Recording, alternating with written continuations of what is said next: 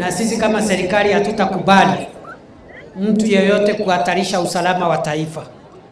Wale wanapiga siasa wapige siasa, wale wanataka kufanya maandamano wafanye maandamano, lakini maandamano sio kuvunja duka ya mtu na kuiba mali.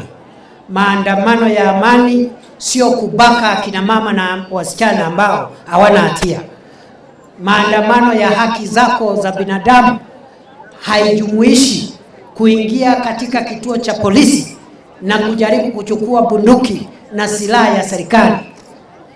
Hiyo ni hatari kwa usalama wa taifa, na hatuwezi tukakubali nchi yetu ichukuliwe na wahuni na tuangamie katika machafuko na mapigano na watu ambao wangetaka kupindua serikali ambayo imechaguliwa kupitia misingi ya kiimla na kinguvu.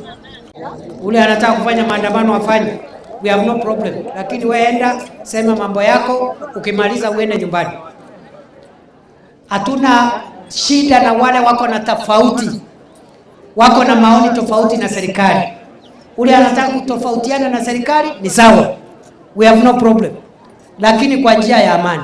1982 mnajua hiyo siku moja Kenya iliingia hasara kubwa na damu ikamwagika kwa sababu ya watu wengine walikuwa wanataka kupindua serikali.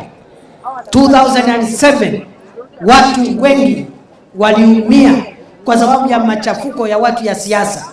Tumesema safari hii hatutakubali mtu yoyote kuturudisha mahali tulikuwa 1982 na mahali tulikuwa 2007. Kwa hivyo mimi nataka niwahakikishie wananchi, we will not allow the country to slide into anarchy. And what happened 2 days ago, we will work hard to make sure it doesn't happen again.